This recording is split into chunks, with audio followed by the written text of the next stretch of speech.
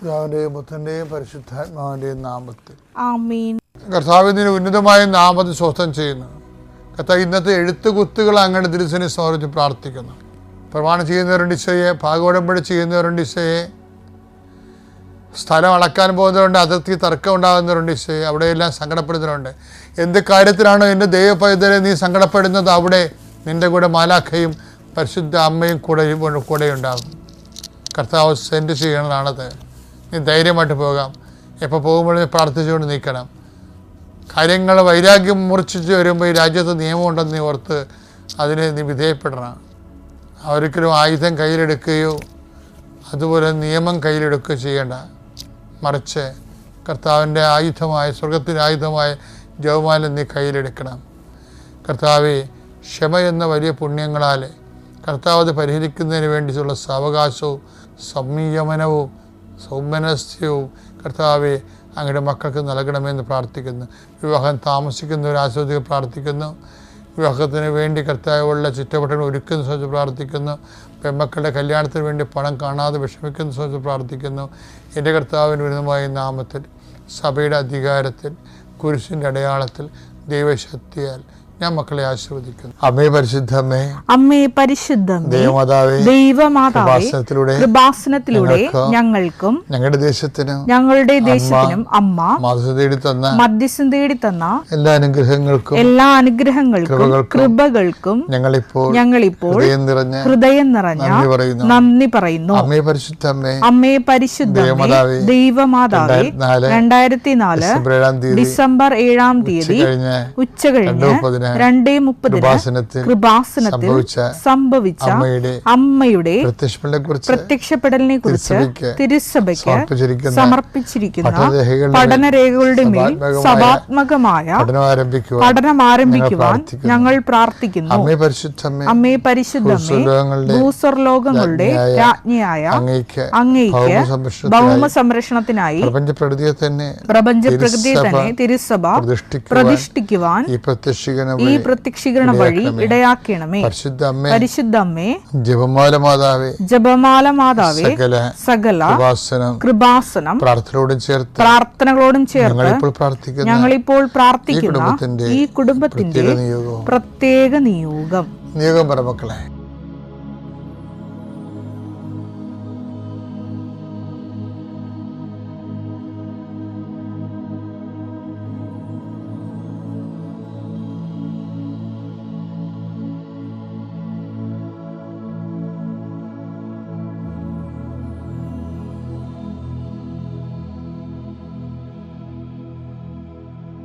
അമ്മയുടെ പ്രത്യക്ഷീകരണത്തിന്റെ ഈ അനുഗ്രഹവേളയിൽ ഞങ്ങൾക്ക് സാധിച്ചു തരുവാൻ കനിയണമേ. ആമേൻ. ഞങ്ങളുടെ പിതാവേ, അങ്ങയുടെ നാമം പൂജിതമാകണമേ. അങ്ങയുടെ രാജ്യം വരണമേ. അങ്ങയുടെ തിരുമനസ് സ്വർഗത്തിലെ പോലെ ഭൂമിയിലും ആകണമേ. അന്നു വേണ്ടുന്ന ആഹാരം ഇന്ന് ഞങ്ങൾക്ക് തരണമേ. ഞങ്ങളോട് തെറ്റ് ചെയ്യുന്നവരോട് ഞങ്ങൾ ക്ഷമിക്കുന്നത് പോലെ ഞങ്ങളുടെ തെറ്റുകൾ ഞങ്ങളോടും ക്ഷമിക്കണമേ. ഞങ്ങളെ പ്രലോഭനത്തിൽ ഉൾപ്പെടുത്തരുതേ, തിന്മയിൽ ഞങ്ങൾ രക്ഷിക്കണമേ. ആമേൻ. നന്മ നിറഞ്ഞ മറിയമേ, സ്വസ്തി. കർത്താവ് അങ്ങയുടെ കൂടെ സ്ത്രീകളിൽ അങ്ങ് അനുഗ്രഹിക്കപ്പെട്ടവളാകുന്നു. അങ്ങയുടെ ഉദരത്തിൻ ഫലമായി ഈശോ അനുഗ്രഹിക്കപ്പെട്ടവനാകുന്നു. പരിശുദ്ധ മറിയമേ, തമ്പുരാന്റെ അമ്മേ, പാപികളായ ഞങ്ങൾക്ക് വേണ്ടി ഇപ്പോഴും ഞങ്ങളുടെ മരണസമയത്തും തമ്പുരാനോട് അപേക്ഷിക്കണമേ. ആമേൻ. സങ്കീർത്തനം 92:10. എന്നാൽ അവിടുന്ന് എന്റെ കൊമ്പ് കാട്ടുപോത്തിന്റെ കൊമ്പ് പോലെ ഉയർത്തി. അവിടുന്ന് എന്റെ മേൽ പുതിയ തൈലം ഒഴിച്ചു. ഇതിനാണ് പുതിയ അഭിഷേകം എന്ന് പറയുന്നത്. പുതിയ തൈലം ഒഴിച്ചു. എൻ്റെ മക്കളെ, എന്തിന് നിങ്ങൾ ആധ്യാത്മികത ആയിരിക്കണം എന്ന് ചോദിച്ചാൽ, ബൈബിൾ നൽകുന്ന അനന്തമായ അനോയിൻറ്റിങ്ങിൻ്റെ സാധ്യത നിങ്ങളെ പ്രയോജനപ്പെടുത്തണമെന്നാണ് ഉദ്ദേശിക്കുന്നത്. ഓരോ പ്രഭാതത്തിലും ഇപ്പോൾ വിലാപങ്ങളുടെ 3:23 കൂടെയാണ് ശരിക്കും പറഞ്ഞാൽ ഈ സങ്കീർത്തനം 92:10 കൂട്ടുവാക്കേണ്ടത്. എന്താ കാര്യം? വിലാപം എന്താ പറയുന്നത്?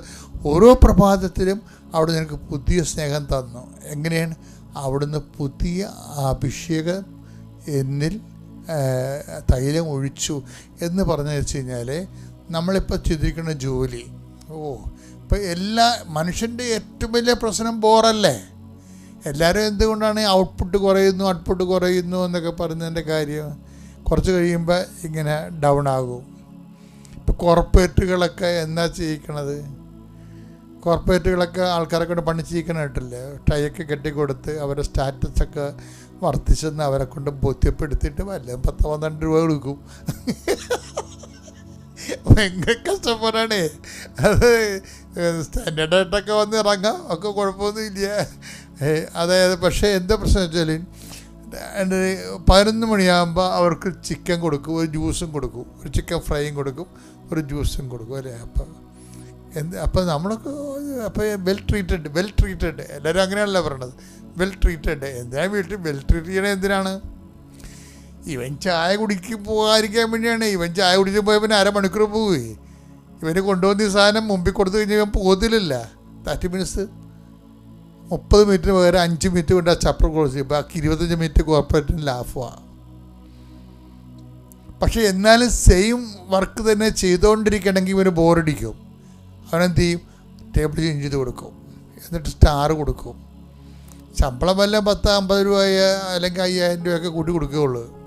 പക്ഷേ എന്ത് ചെയ്യും? ബോറ് മാറ്റാൻ വേണ്ടി അവൻ്റെ വർക്കിംഗ് ഔട്ട്പുട്ട് നോക്കിയിട്ട് അസസ് ചെയ്തിട്ട് പുതിയ ടേബിളിലേക്ക് കൊടുക്കും. പുതിയ ടേബിളും പുതിയ ആംബിയൻസ് ക്രിയേറ്റ് ചെയ്ത് കൊടുക്കും. ഇപ്പോൾ ചില ആൾക്കാർ പറയുന്നത് 7 മാസം കൂടുമ്പോൾ മുറിയല്ല. ഇപ്പം ഞാൻ എൻ്റെ മുറികൾ 7 മാസം കൂടുമ്പോഴൊക്കെ മാറാറുണ്ട്. അതെന്ന് വെച്ച് കഴിഞ്ഞാൽ എനിക്ക് എപ്പോഴും എഴുതുമ്പോൾ സെയിം സിറ്റുവേഷൻസ് വരുമ്പോൾ എഴുത്തിനെ ബാധിക്കാതിരിക്കാൻ വേണ്ടി ചെയ്യണതാണ്. ഒരു ചെറിയൊരു ആൾട്രേഷൻസ് വരുത്തും. കാര്യം എൻ്റെ പുസ്തകങ്ങൾ എനിക്ക് അവിടെ നിന്നൊക്കെ എടുക്കണമല്ലോ.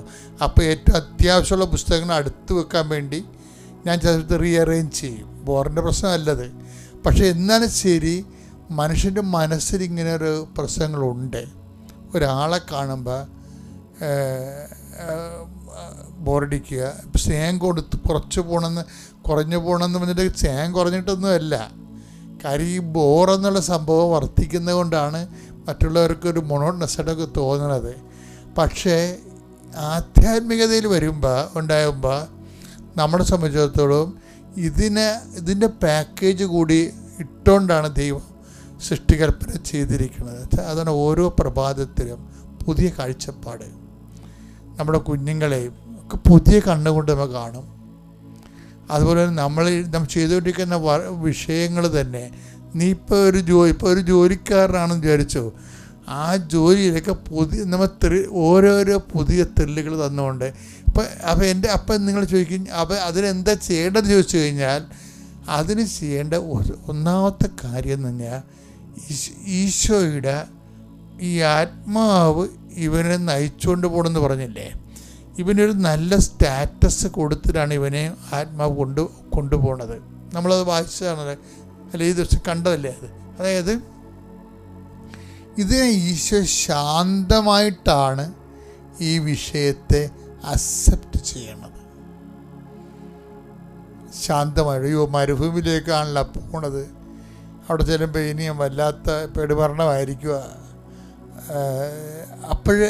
അപ്പോഴെല്ലാം ഞാൻ ആദ്യം നേരത്തെ പറഞ്ഞിട്ടുള്ള must we not sorrow to take sorrow to, അത് ജോബിൻ്റെ കാറ്റഗറിക്കൽ ക്വസ്റ്റ്യനാണ്.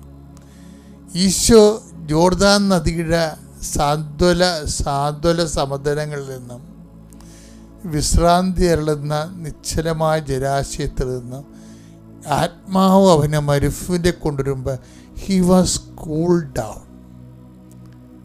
ശബ്ദമായിരുന്നു ആ വിഷയത്തെക്കുറിച്ച്. എന്ന് വെച്ച് കഴിഞ്ഞാൽ കാലാവസ്ഥ ഭേദങ്ങളിലെ ഒരു വ്യക്തി കൈവരിക്കുന്ന സുവിശേഷ വിഹിതമായ സംയമനം, അത് ദൈവം കൗണ്ട് ചെയ്യണതാണ്. അഭിഷേകത്തിൻ്റെ അടിസ്ഥാനം അതാണ്, വിശ്വാസ പ്രമാണം. സർവശക്തനായ പിതാവും ആകാശത്തിന്റെയും ഭൂമിയുടെയും സൃഷ്ടാവുമായ ദൈവത്തിൽ ഞാൻ വിശ്വസിക്കുന്നു. അവിടുത്തെ ഏകപുത്രനും ഞങ്ങളുടെ കർത്താവുമായ ഈശോ മിശിഹായിലും ഞാൻ വിശ്വസിക്കുന്നു. ഈ പുത്രൻ പരിശുദ്ധാത്മാവിനാൽ ഗർഭസ്ഥനായി കന്യകാമറിയത്തിൽ നിന്ന് പിറന്ന് പൊന്തിയോസ് പീലാത്തോസിന്റെ കാലത്ത് പീഡകൾ സഹിച്ച് കുരിശിൽ തറയ്ക്കപ്പെട്ട് മരിച്ച് അടക്കപ്പെട്ട് പാതാളങ്ങളിൽ ഇറങ്ങി മരിച്ചവരുടെ ഇടയിൽ നിന്ന് മൂന്നാം നാൾ ഉയർത്ത് സ്വർഗത്തിലേക്ക് എഴുന്നള്ളി സർവശക്തിയുള്ള പിതാവായ ദൈവത്തിന്റെ വലതുഭാഗത്തിരിക്കുന്നു. അവിടെ നിന്ന് ജീവിക്കുന്നവരെയും മരിച്ചവരെയും വിധിക്കുവാൻ വരുമെന്നും ഞാൻ വിശ്വസിക്കുന്നു. പരിശുദ്ധാത്മാവിലും ഞാൻ വിശ്വസിക്കുന്നു. വിശുദ്ധ കത്തോലിക്കാ സഭയിലും പുണ്യവാന്മാരുടെ ഐക്യത്തിലും പാപങ്ങളുടെ മോചനത്തിലും ശരീരത്തിന്റെ ഉയർപ്പിലും നിത്യമായ ജീവിതത്തിലും ഞാൻ വിശ്വസിക്കുന്നു. ആമേൻ.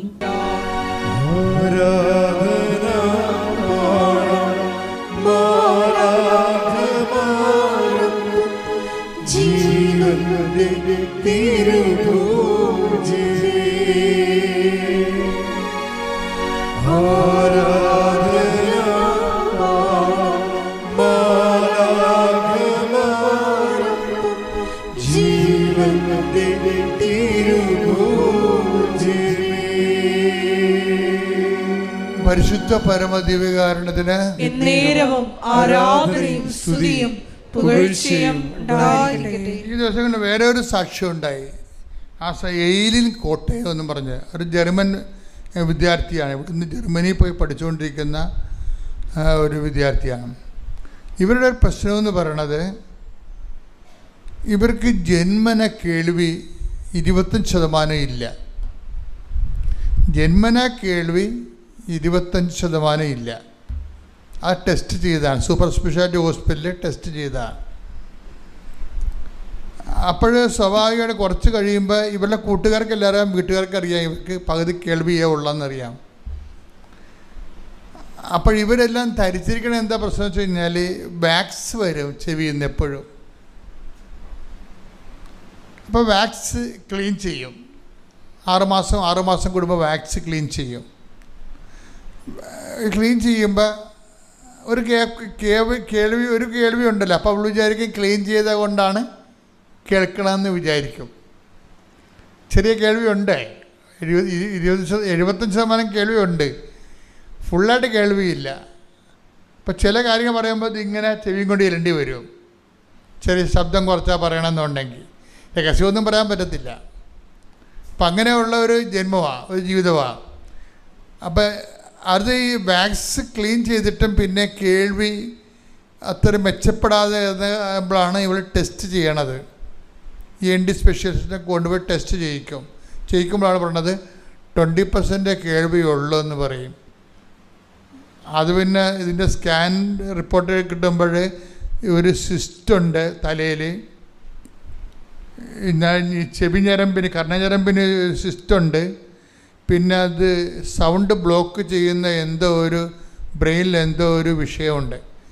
അത് ഓപ്പറേഷൻ കൊണ്ടും ശരിയാകണത് ഉറപ്പില്ല. അപ്പോൾ അതുകൊണ്ട് ജീവിതകാലം മുഴുവനും ഈ പാതി കേൾവിയും കൊണ്ടേ ജീവിക്കാൻ പറ്റത്തുള്ളൂ. അതാണ് വിഷയം. അപ്പോൾ ഇവരെന്താ ചെയ്യണമെന്ന് വെച്ച് കഴിഞ്ഞാൽ ഇവർ ജർമ്മനിലേക്ക് പോയിട്ട് തിരിച്ചു വന്നു. ഇപ്പോൾ ചികിത്സക്ക് പിന്നെ ഒരു ചികിത്സ എടുത്തിട്ട് പിന്നെ ലീവിന് പോയപ്പോൾ ചികിത്സ എടുക്കുമല്ല. അങ്ങനെ പോകുന്ന സമയത്താണ് ഇവർ ഉടമ്പടിയെക്കുറിച്ച് കേൾക്കുന്നത്. ഒരു കേസ് സ്റ്റോറി എങ്ങനെ ഇത് വർക്കൗട്ട് ചെയ്യണം നിങ്ങൾ ശ്രദ്ധിക്കണം. എന്നിട്ട് ദൈവം എങ്ങനെയാണ് ഈ ഉടമ്പടി ഒരാൾ എടുത്തു കഴിഞ്ഞാൽ അയാളുടെ ജീവിതത്തിൽ ദൈവം എങ്ങനെയാണ് ഇത് ആർട്ടിക്കുലേറ്റ് ചെയ്യണമെന്നും സ്റ്റിയർ ചെയ്യണമെന്നും നമ്മൾ ശ്രദ്ധിക്കണം. ഞാൻ പറഞ്ഞത് ഉടമ്പടിക്കാരെപ്പോഴും നിങ്ങൾക്ക് ഏറ്റവും കൂടുതൽ വേണ്ടത് ശ്രദ്ധയാണ്. ദൈവം ചെയ്യുന്ന കാര്യങ്ങളെക്കുറിച്ചുള്ള ശ്രദ്ധയാണ്. നിങ്ങൾ ഉടമ്പടി എടുത്തിട്ട് നിങ്ങളും വീണ്ടും പഴയ ആൾക്കാരായിട്ടല്ല ജീവിക്കണത്, ശ്രദ്ധയില്ലാതെയാണ് ജീവിക്കണത്. പലപ്പോഴും രാവിലെ പ്രത്യക്ഷ പ്രാർത്ഥന ചെയ്യല്, സന്ധ്യയ്ക്ക് ഉടമ്പടി പ്രാർത്ഥന ചെയ്യല്, പല രോഗികളൊക്കെ കണ്ട് കുറച്ച് പത്രമൊക്കെ കൊടുത്ത് അങ്ങനെ അഡ്ജസ്റ്റ് ചെയ്ത് പോണ സാധാരണ 50% അങ്ങനെ ചെയ്യണത്. അങ്ങനെ ചെയ്യാൻ പാടില്ല. ശരിക്കും പറഞ്ഞാൽ ഉടമ്പടി എടുത്തു കഴിഞ്ഞാൽ പിന്നെ ബൈലാറ്ററൽ എഗ്രിമെൻ്റാണ്. പിന്നെ നിങ്ങൾ ദൈവത്തിന് പ്രയോജനമുള്ള ആൾക്കാരായിട്ട് മാറിയിട്ട് പിന്നെ ഉടമ്പടി തന്നെ ആയിരിക്കണം നിങ്ങളുടെ ജീവിതത്തിൻ്റെ ഏറ്റവും വലിയ ലക്ഷ്യമെന്ന് പറയണത്. ഞാൻ ഉടമ്പടി എടുത്ത് വ്യക്തിയാണെന്നുള്ള ബോധം വർദ്ധിപ്പിച്ചിട്ട് ദൈവത്തിന് വേണ്ടി ജീവിതം മാറ്റിവെക്കുന്ന ഒരവസ്ഥയാണ്. അപ്പം എന്നാൽ ദൈവത്തിന് തോന്നണം നിങ്ങൾ ഉടമ്പടിയിലാണെന്ന്. എന്നാൽ ഇത് എളുപ്പമാണ്. ഇവരിങ്ങനെ വൃത്തിമേനയായിട്ട് ഉടമ്പടി ചെയ്യുന്ന ആളാണ്. അപ്പോൾ ഈ വൃത്തിമേനയായിട്ട് ഉടമ്പടി ചെയ്യുന്ന കാരണം ഇവർ ഒരു സ്പെഷ്യൽ ഒരു ആശുപത്രി ചെന്നപ്പോൾ വേറെ എന്താ അസുഖത്തിനാണ് ഒരു സൂപ്പർ സ്പെഷ്യാലിറ്റി ആശുപത്രി ചെന്നത്. അവിടെ ഈ കേൾവിക്കുള്ള 20% കുറവ് ആ ഡോക്ടറിനോട് പറയും ഇവർ. ഞാൻ ആശുപത്രി പേരൊന്നും പറയണില്ല, അത് ശരിയല്ലല്ലോ. അങ്ങനെ പറഞ്ഞു കഴിയുമ്പോൾ ഇവളുടെ അപ്പൻ, ഈ എയിലിൻ്റെ അപ്പൻ ഡോക്ടറിനോട് പറയും, ആ ഇയറിൻ്റെ കാര്യത്തിൽ ഞങ്ങൾ വേറെ ട്രീറ്റ്മെൻറ്റിലാണ്. അതുക്ക് മുമ്പ് ഇവരൊരു പണി ചെയ്യും. എന്ന് വെച്ച് കഴിഞ്ഞാൽ ഇവർ വന്ന് ഉടമ്പടി ചെയ്തിട്ട് ഉടമ്പടി തൈലം ചെവി തേക്കും, പ്രാർത്ഥിച്ച്. ചെവിയുടെ അകത്തൊഴിക്കാമെന്ന് ഞാൻ പറഞ്ഞിട്ടില്ല കേട്ടോ. നിങ്ങൾക്ക് തേച്ച് പ്രാർത്ഥിക്കാം. ദൈവത്തിന് എവിടത്തെ വെച്ചാലും നിങ്ങളുടെ ഉദ്ദേശം മനസ്സിലാവും. അല്ല മണ്ണാക്കി തന്നെ കൊണ്ട് ഒഴിക്കണം നിർബന്ധമില്ല. നിങ്ങൾ അപ്ലൈ ചെയ്യുമ്പോൾ നിങ്ങൾ വിശ്വാസമാണ് അപ്ലൈ ചെയ്യണം. ഉടമ്പടി തൈലമല്ല ഹീൽ ചെയ്യണത്. ഉടമ്പടി തൈലത്തെ ബ്ലെസ് ചെയ്ത് ദൈവമാണ് നിങ്ങളെ ബ്ലെസ് ചെയ്യണത്. ആ ഒരു ബോധം എപ്പോഴും ഉണ്ടാകണം. പക്ഷെ അപ്ലൈ ചെയ്യുമ്പോൾ നല്ല വിശ്വാസത്തിൽ വേണം അപ്ലൈ ചെയ്യാൻ. യേശു കർത്താവാണെന്ന് അത്തരം കൊണ്ട് ഏറ്റു പറയുന്ന ഹൃദയത്തിൽ ദൈവനെ മരിച്ചതെന്ന് ഉയർപ്പിച്ചെന്ന് ഹൃദയത്തിൽ വിശ്വസിക്കുന്ന ആ വിശ്വാസത്തിലാണ് ഇത് വിശ്വപ്രമാണം ചെയ്യണം അപ്ലൈ ചെയ്യേണ്ടത്. അല്ല വെറുതെ ഇങ്ങനെ എണ്ണ തൂക്കണ പോലെ, മരുന്ന് തൂക്കണ പോലെ, ഓയിൻമെൻ്റ് ഇടണ പോലെ ഇടരുത്. ബുദ്ധിബോധമില്ലാത്ത കുറേ ആൾക്കാർ അങ്ങനെ ചെയ്യുന്നുണ്ട്. അങ്ങനെയൊന്നും ചെയ്യാൻ പാടില്ല. ഇത് ആപ്ലിക്കേഷൻസ് എന്ന് പറയുന്നത് ഫെയ്ത്താണ് ആപ്ലിക്കേറ്റ് ചെയ്യണത്, അല്ലാതെ ഓയിലല്ല ആപ്ലിക്കേറ്റ് ചെയ്യണത്. അപ്പോൾ ഫെയ്ത്താണ് ആപ്ലിക്കേറ്റ് ചെയ്യണമെന്നുള്ളതിനെക്കുറിച്ച് നമുക്കൊരു ബോധം ഉണ്ടാകണം. അപ്പോൾ ഏകാഗ്രതയോടെയും ഭക്തിയോടെയും പ്രാർത്ഥനയോടെയും ഒക്കെ വേണം ആ വിഷയങ്ങളെല്ലാം ചെയ്യാൻ. അങ്ങനെയൊക്കെ ചെയ്തിട്ട് ഇവൾ ഡോക്ടറുടെ അടുത്ത് ചെല്ലുമ്പോൾ ഇവളുടെ അപ്പം പറയും, ഞങ്ങൾ ഒരു വിനീത് ഡോക്ടറിനെ കാണാൻ പോവുകയാണെന്ന് പറയും. വിനീത് പറഞ്ഞിട്ടാണ് ഇങ്ങോട്ട് വന്നതെന്ന് പറയും. വിനീത് പറഞ്ഞിട്ടാണ് ഇപ്പോൾ ഈ ഹോസ്പിറ്റലിൽ വന്നത്. ഞങ്ങളുടെ ENTയുടെ കാര്യത്തിന് വിനീതിനെ കാണുന്നത് പറയും. ഉടനെ ആ ഡോക്ടർ പറയും, നിങ്ങൾ വിനീതിനെ തന്നെ കാണണം, വിനീതാണ് ഇതിൻ്റെ എക്സ്പേർട്ട്, അതുകൊണ്ട് ഞാൻ ഫയൽ അങ്ങോട്ട് മാറ്റുകയെന്ന് പറയും. അതിൻ്റെ ഫയൽ നിങ്ങൾ വിനീതിനെ പോയി കണ്ടോളാൻ പറയും അടുത്ത മുറിയിൽ. അപ്പോൾ ഇവർക്ക് ആ പാടൊരു കുഴപ്പം എന്തൊരു കുഴപ്പം സംഭവിച്ചു എന്ന് വെച്ച് കഴിഞ്ഞാൽ, ഈ വിനീത് എന്ന് പറഞ്ഞ ഡോക്ടർ ഇവിടെ ഇരിക്കുന്ന ഡോക്ടറല്ല, ഇവളെ ചികിത്സിക്കുന്ന ENT ആണ് കോട്ടയത്ത്. അത് ആ ഡോക്ടറിൻ്റെ പേര് വിനോദ് എന്നാണ്. നിങ്ങൾ കാര്യം ഒരു കഥപട പോക്കണ്ട. ആ ഡോക്ടറിൻ്റെ പേര് വിനോദ് എന്നാണ്. ഈ അപ്പന് തെറ്റിപ്പോയതാണ്. അപ്പം പറഞ്ഞത് വിനോദ് ഡോക്ടർ പറഞ്ഞിട്ടാണ് ഞങ്ങൾ ഇവിടെ വന്നതെന്ന് പറയുന്നതിന് പകരം ഈ അപ്പം പറയാണ് വിനീത് ഡോക്ടർ പറഞ്ഞിട്ടാണ് ഞങ്ങൾ ഇവിടെ വന്നതെന്ന് പറയും. അപ്പോൾ ഈ ഇരിക്കുന്ന ഡോക്ടർ പറയാണ് വിനീത് അപ്പുറത്തെ പോലുണ്ട് ചെന്ന് കാണാൻ പറയും. പുറത്തിറങ്ങിയപ്പോൾ മാതാവിൻ്റെ ചാര കളറുള്ള ഒരു മുറി, അതിൻ്റെ അടുത്ത് ഡോക്ടർ വിനീത് എന്ന് എഴുതി വെച്ചിരിക്കണം, ENT സ്പെഷ്യലിസ്റ്റ് എന്ന്. വിനീതിൻ്റെ അടുത്ത് ഇവർ ചെല്ലുമ്പോൾ വിനീത് കൊണ്ട് ടെസ്റ്റ് ചെയ്തതും പറയും, നിങ്ങളുടെ കേൾവി നിങ്ങൾക്ക് തിരിച്ച് കിട്ടിയിരിക്കുന്നുണ്ട്, കുഴപ്പമില്ലെന്ന്. ഇതാണ് സ്പേസ് ഓഫ് ഗോഡ് എന്ന് പറയണത്. എന്ന് വെച്ച് കഴിഞ്ഞാൽ വിനോദ് ഡോക്ടറാണ് ഇവരുടെ. വിനോദിനെ കാണാൻ പോകണമെന്ന് പറയുന്നതിന് പകരം അപ്പനെ കൊണ്ട് വിനീതെന്ന് പറയിപ്പിച്ച്, അത് ദൈവം മാത്രമാണ് പറയിപ്പിക്കാതെ പറ്റത്തുള്ളൂ. അങ്ങനെ അപ്പനെ അറിയത്തില്ല ഇങ്ങനെ ഡോക്ടർ ഇവിടെ ഉള്ള കാര്യം. അത് അപ്പൻ തെറ്റി പറയിപ്പിച്ചതാണ്. പക്ഷെ തെറ്റി പറഞ്ഞെങ്കിലും മാതാവിൻ്റെ മുമ്പിൽ അത് ശരിയായിട്ടുള്ള കാര്യമാണ് അപ്പനെ കൊണ്ട് പറയിപ്പിച്ചിട്ട് ശരിയായിട്ടുള്ള സ്ഥലത്ത് കൊണ്ട് എത്തിച്ചിരിക്കുകയാണ്. ഇത് ദൈവത്തിന് മാത്രം ചെയ്യാൻ പറ്റുന്ന കാര്യങ്ങളാണിത്. ചില കാര്യങ്ങൾ നമ്മുടെ ജീവിതത്തിൽ നമുക്ക് ചെയ്യാൻ പറ്റത്തില്ല. ഈ ഉടമ്പടി എടുത്ത് ഇവളെ തലയൊക്കെ വെച്ച് പ്രാർത്ഥിച്ചപ്പോൾ തന്നെ ഇവൾ ഓക്കെ ആയി. ആ ഡോക്ടർ ഹീലൊന്നും ചെയ്തില്ല. വിനീത് ഡോക്ടർ ഒന്നും ഇവർക്ക് കേൾക്കാൻ പറ്റുമോ ഇല്ല എന്ന് ടെസ്റ്റ് ചെയ്തേ ഉള്ളൂ. ടെസ്റ്റ് ചെയ്തപ്പോൾ കേൾക്കാൻ പറ്റും. അപ്പോൾ ഇവൾക്ക് എപ്പോഴാണ് കേൾക്കാൻ പറ്റിയത്? ആൾക്കാരെ വെച്ച് പ്രാർത്ഥിച്ചപ്പോൾ തന്നെ മാതാവൊക്കെ കേൾവി കൊടുത്തു. എന്നിട്ട് അത് കേൾവിയൊക്കെ കൊടുത്തു എന്ന് പറയാൻ വേണ്ടി ടെസ്റ്റ് ചെയ്യാൻ വേണ്ടിയാണ് മാതാവ് അവിടെ കൊണ്ടുപോയത്. വിനോദിന് പകരം വിനീതിനെ കൊണ്ടുപോയി കൊടുത്തിട്ട്, അതായത് അമ്മ ഇങ്ങനെ കൂടെ ഇങ്ങനെ വളഞ്ഞും പുളഞ്ഞും നമ്മുടെ കൂടെ അങ്ങ് സംശയിക്കുകയും നമ്മളെ ഗൈഡ് ചെയ്യുകയും ചെയ്യും. എൻ്റെ പേര് ബീന വർഗീസ്. ഞാൻ കറുകച്ചാലിൽ നിന്ന് വരുന്നു. ഞാൻ കഴിഞ്ഞ വർഷം ഡിസംബർ 17 ഉടമ്പടി എടുത്തത്. ഞാൻ 2009 BSc നഴ്സിംഗ് പാസ്സായത്. അത് കഴിഞ്ഞ് വിവാഹം നടന്നു. ഞങ്ങൾക്ക് 2 കുട്ടികളാണ്. ഇത് ഇളയ മോനാണ്. ഇളയ മോന് സ്പെഷ്യൽ കിഡാണ്. അപ്പോൾ അത് കഴിഞ്ഞിട്ട് എനിക്ക് കുറച്ച് കരിയർ ഗ്യാപ്പായി. അത് കഴിഞ്ഞ് മോന് ഫിസിയോതെറാപ്പിയും ഒക്കുപേഷണൽ തെറാപ്പിയും സ്പീച്ച് തെറാപ്പിയും ഒക്കെ ചെയ്യേണ്ടതായിട്ട് വന്നു. പിന്നെ മോനെ കൂടുതൽ ശ്രദ്ധിക്കേണ്ടതായിട്ട് വന്നു. മോന് 5 വയസ്സൊക്കെ ആയപ്പോൾ സ്പെഷ്യൽ സ്കൂളിലൊക്കെ വിട്ടു. അങ്ങനെ മോൻ്റെ കാര്യങ്ങളൊക്കെ നോക്കി കുറച്ച് ഗ്യാപ്പായി. അങ്ങനെ മോന് 8 ഇയേഴ്സ് ആയപ്പോൾ ഞാനും ഹസ്ബൻഡും കൂടെ പ്ലാൻ ചെയ്തു എന്നാൽ MSc നഴ്സിങ്ങിന് ജോയിൻ ചെയ്യാമെന്ന്. അങ്ങനെ MSc നഴ്സിംഗ് പഠിക്കാം എന്നുള്ള ഉദ്ദേശത്തോടെ MSc നഴ്സിങ്ങിന് ജോയിൻ ചെയ്തു. കുറച്ച് 7-8 വർഷത്തെ ഗ്യാപ്പും അതുപോലെ തന്നെ പുതിയ സ്റ്റുഡൻസ് ലൈഫ് 10-12 വർഷം ഏജ് ഡിഫറൻസ് ഉള്ള ഒരു സ്റ്റുഡൻറ്റ് ലൈഫും സിലബസും വെച്ചുള്ള പഠിത്തവും യൂണിവേഴ്സിറ്റി എക്സാം എല്ലാം കൂടി എനിക്ക് നല്ല സ്ട്രെയിൻ ഉണ്ടായിരുന്നു. അത് കഴിഞ്ഞ് ഫസ്റ്റ് ഇയർ സെക്കൻഡ് ചാൻസോടെ ഞാൻ ക്ലിയർ ആക്കി. അത് കഴിഞ്ഞ് സെക്കൻഡ് ഇയർ ആയപ്പോൾ അതിൽ നഴ്സിംഗ് പഠിച്ചവർക്കറിയാം, അതിൽ മാനേജ്മെൻ്റ് എന്ന് പറയുന്ന ഒരു സബ്ജക്റ്റ് ഉണ്ടായിരുന്നു. അത് നേഴ്സസുമായിട്ട് ഒട്ടും റിലേഷൻ ഇല്ലാത്തൊരു സബ്ജക്റ്റാണ്. അത് നല്ല സ്ട്രെയിൻ ഉണ്ടായിരുന്നു. അതിനാണ് മിക്കവരും ഫെയിലാവുന്നത്. പക്ഷേ ഞാൻ സെക്കൻഡ് ഇയർ എക്സാമിന് പഠിച്ചുകൊണ്ടിരുന്നപ്പോൾ എൻ്റെ മദറിനോടെ ചേട്ടത്തി പറഞ്ഞു, ഇതുപോലെ കൃപാസനത്തിൽ ചെന്ന് പ്രാർത്ഥിക്കാം, ഉടമ്പടി എടുക്കാം എന്നൊക്കെ മോള് നേർന്നാൽ മതി, എക്സാം ഒക്കെ പാസ്സാവും, മാതാവെല്ലാം സഹായിക്കുമെന്ന് പറഞ്ഞു. അങ്ങനെ ഞാൻ ഉടമ്പടി എടുക്കാം എന്ന് പറഞ്ഞു. അങ്ങനെ എൻ്റെ സെക്കൻഡ് ഇയർ എക്സാം കഴിഞ്ഞു, പ്രാക്ടിക്കൽ എക്സാം എല്ലാം കഴിഞ്ഞ് ഞാൻ 2 വീക്സ് കഴിഞ്ഞപ്പോൾ ഞാൻ ഇവിടെ ഉടമ്പടി എടുക്കാൻ വന്നു. മാതാവിൻ്റെ സന്നിധിയിൽ വന്നതും കരഞ്ഞ് പ്രാർത്ഥിച്ചു. ആൻറ്റി ഉണ്ടായിരുന്നു എൻ്റെ കൂടെ. അങ്ങനെ മോള് കരഞ്ഞ് പ്രാർത്ഥിച്ചാൽ മതി, മാതാവെല്ലാം സാധിച്ചു തരുമെന്ന് പറഞ്ഞു. അങ്ങനെ വന്ന് ഞാൻ ആ ആരാധനയിൽ കരഞ്ഞ് പ്രാർത്ഥിച്ചു. മാതാവേ, എനിക്ക് എൻ്റെ ഫസ്റ്റ് നിയോഗം തന്നെ MSc നഴ്സിങ്ങിന് പാസ്സാവണം എന്നുള്ളതായിരുന്നു. പിന്നെയും ആ പുസ്തകം എല്ലാം തുറന്നു വെച്ച് പഠിക്കാനും ആ ഒരു പിന്നെ ആ സ്റ്റുഡൻറ്റ് ലൈഫിലോട്ട് പോകാനും ഒക്കെ ഓർക്കാൻ കൂടി വയ്യായിരുന്നു. അങ്ങനെ ഞങ്ങൾ ആ ഉടമ്പടിയെല്ലാം കഴിഞ്ഞ് ഒരു 6:30 ഞങ്ങൾ തിരിച്ചു പോവുമായിരുന്നു. അപ്പോൾ കുറച്ച് ദൂരം, ഒരു 15 മിനിറ്റായി കാണും. അപ്പോൾ തന്നെ എൻ്റെ ക്ലാസ്മേറ്റ് വിളിച്ചു പറഞ്ഞു, ഇതുപോലെ റിസൾട്ട് പബ്ലിഷ് ചെയ്തിട്ടുണ്ടെന്ന് പറഞ്ഞു. അങ്ങനെ ഞാനിങ്ങനെ ആകെ പേടിച്ചെന്നപ്പോൾ പറഞ്ഞു, അവൾ തന്നെ റിസൾട്ട് നോക്കി പാസ്സായി എന്നുള്ള വിവരം ഇവിടുന്ന് ഇറങ്ങി 15 മിനിറ്റ് കഴിഞ്ഞപ്പോൾ തന്നെ മാതാവ് എനിക്ക് അത്ഭുതകരമായ ആ വിജയ സന്തോഷം അറിയിച്ചു തന്നു. അതെനിക്ക് എല്ലാവരോടും പറയാതിരിക്കാൻ വയ്യ.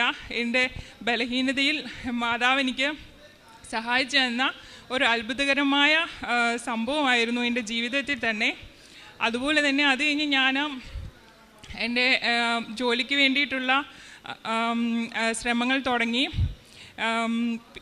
2 ഇൻ്റർവ്യൂ കഴിഞ്ഞു, റിസൾട്ട് ഒന്നും വന്നില്ല. അതുപോലെ അതിൽ വേറെ ആൾക്കാരൊക്കെ ആ പൊസിഷനിലേക്ക് നോക്കുന്നുണ്ടായിരുന്നു. അങ്ങനെ തടസ്സങ്ങളൊക്കെ വന്നു. അപ്പോൾ ഞാൻ ഈ ജോലിയുടെ കാര്യം എൻ്റെ നിയോഗത്തിൽ എഴുതിയിട്ട് പോലും ഇല്ല. 6 നിയോഗത്തിൽ പാസ്സാവണമെന്നുള്ള ഒറ്റ ഒരു വിചാരമേ അന്നുണ്ടായിരുന്നുള്ളൂ. ജോലി പോലും അന്ന് എഴുതിയില്ല. പക്ഷേ ദിവസമുള്ള പ്രത്യക്ഷീകരണ പ്രാർത്ഥനയിലും ഉടമ്പടി പ്രകാരമുള്ള നിയോഗങ്ങളും എല്ലാം വെച്ചുള്ള പ്രാർത്ഥനയിൽ മാതാവിൻ്റെ ജോലിക്കാരോ എനിക്ക് സാധിച്ചു വന്നു. പെട്ടെന്ന് ഒരു ഫോൺ കോൾ വന്നു, എന്നെ സെലക്ട് ചെയ്തു എന്നുള്ള വാർത്തയായിരുന്നു അത്. അതും എനിക്ക് ഭയങ്കര സന്തോഷമാണ്. എൻ്റെ മാതാവാണ് അതെനിക്ക് എല്ലാവരിൽ കൂടിയും പ്രവർത്തിച്ചു തന്നതെന്ന് ഞാൻ ഉറച്ചു വിശ്വസിക്കുന്നു. അങ്ങനെ ഇവിടെ വന്ന് സാക്ഷ്യം പറയാമെന്നുള്ള തീരുമാനം ഞാൻ എടുത്തു. മാതാവിൻ്റെ അനുഗ്രഹം എല്ലാവരോടും അറിയിക്കുക എന്നുള്ള ഉദ്ദേശത്തോടെയാണ്. പിന്നെ എൻ്റെ മകൻ മോനെ എല്ലാ തെറാപ്പിയും കൊടുത്ത് അവന് വേറെ കുഴപ്പമൊന്നുമില്ല. എല്ലാം അക്ഷരങ്ങൾ എഴുതുകയും വായിക്കുകയൊക്കെ ചെയ്യും. പക്ഷേ മോൻ്റെ സ്പീച്ച് മാത്രം ക്ലിയർ ആവുന്നില്ലായിരുന്നു. ഇവിടെ ഉടമ്പടി എടുത്ത ഒരു നിയോഗം ഞാൻ വെച്ചിരുന്നു, മോൻ്റെ സംസാരം നന്നായിട്ട് ക്ലിയർ ആകാൻ വേണ്ടിയിട്ട്. അത് ഉടമ്പടി എടുത്ത് 1.5 മാസം കഴിഞ്ഞപ്പോൾ തന്നെ വേറെ മറ്റ് പലരും പറഞ്ഞു തുടങ്ങി, ഇപ്പോൾ ഇവൻ നന്നായിട്ട് സംസാരിക്കുന്നുണ്ടല്ലോ, അവൻ തന്നെയാണോ ഈ സംസാരിക്കുന്നതെന്നൊക്കെ പറയാൻ തുടങ്ങി. അങ്ങനെ മോനിൽ അമ്മ പ്രവർത്തിച്ച അനുഗ്രഹം ഞാൻ എല്ലാവരോടും പറയുന്നു. അങ്ങനെ എല്ലാം കൊണ്ടും മാതാവിൻ്റെ അനുഗ്രഹം ഹൃദയം നിറഞ്ഞ സന്തോഷത്തോടെ 1000 നന്ദിയോടെ അറിയിക്കാൻ വേണ്ടിയാണ് ഞാൻ ഈ സാക്ഷ്യത്തിന് ഇവിടെ നിൽക്കുന്നത്. ഇൻഡു സിറിൽ, ഞാൻ പത്തനംതിട്ടയിൽ നിന്ന് വരുന്നു. ഞാൻ എൻ്റെ ഹസ്ബൻഡിന് വേണ്ടി സാക്ഷ്യം പറയാൻ വേണ്ടിയാണ് വന്നത്. എൻ്റെ ഹസ്ബൻഡിന് ജന്മന ഒരു കിഡ്നി ഉള്ളായിരുന്നു. 2017 നവംബർ 2-ാം തീയതി ഞങ്ങളുടെ കല്യാണം ഒക്ടോബർ 2-ന് കഴിയുന്നു. നവംബർ 2-ാം തീയതിയാണ് ഞങ്ങൾ എല്ലാവരും അവരുടെ കുടുംബം ഉൾപ്പെടെ അറിയുന്നത് ആൾക്കൊരു കിഡ്നി ഉള്ളതെന്ന്. അങ്ങനെ ഞങ്ങൾ ആരോടും കൂടുതൽ പറയാതെ 5 വർഷം അങ്ങനെ നോക്കി. കഴിഞ്ഞ 2022 മാർച്ച് മാസം 20-ാം തീയതി ആയപ്പോൾ ആളുടെ ക്രിയാറ്റിനിൽ ജനുവരിയിൽ ഒരു പനി വന്നു. ആ പനി വന്നതിന് ശേഷം ആളുടെ ക്രിയാറ്റിന് ചെറുതായിട്ടൊന്ന് കൂടാൻ തുടങ്ങി. ആ പനിയിലൂടെ ആളുടെ കിഡ്നിയിൽ അന്ന് കഴിച്ച മരുന്നുകളുടെ ഫലമായിട്ട് കിഡ്നിക്ക് പ്രഷർ കൂടുകയും അതിൻ്റെ ഫങ്ഷൻ ഉള്ളൊരു കിഡ്നിയുടെ ഫങ്ഷൻ ക്രമേണ കുറയാനും തുടങ്ങി. 2020 മാർച്ച് ആയപ്പോഴത്തേക്കിന് ക്രിയാറ്റിൻ്റെ അളവ് 2-ൽ നിന്നും ഓരോ ദിവസം കഴിയുന്നവരെ ഓരോ ഇതായിട്ട് കൂടി അവസാനം 6 വരെ എത്തി. ഞങ്ങൾ പിന്നെ അവിടെ നോയമ്പിൻ്റെ അവധി സമയമായപ്പം ഹസ്ബൻഡിൻ്റെ കാലിലൊരു ചെറിയ നീര് വരികയും ഞങ്ങൾ എത്രയും പെട്ടെന്ന് ഫ്രണ്ട്സ് എല്ലാവരും ഞങ്ങളോട് പറഞ്ഞു നാട്ടിൽ പോകാൻ പറഞ്ഞു. ഞങ്ങൾ നാട്ടിൽ വന്നു. ഈ കോട്ടയം മെഡിക്കൽ കോളേജിൽ വരുന്നു. ആ കോട്ടയം മെഡിക്കൽ കോളേജിൽ വരുന്നതിന് മുമ്പ് 1-ാം തീയതി ജൂൺ 2022 ഞങ്ങൾ ഇവിടെ വന്ന് ഉടമ്പടി എടുത്തതിന് ശേഷം ഞങ്ങൾ കോട്ടയത്തൊരു ഡോക്ടറെ കണ്ടു. സാർ ഇപ്പോൾ ഈ സ്റ്റീറോയിഡ്സിലൂടെ സ്റ്റാർട്ട് ചെയ്തു. ക്രമേണ ഈ കിഡ്നിയുടെ ഫങ്ഷൻ പഴയ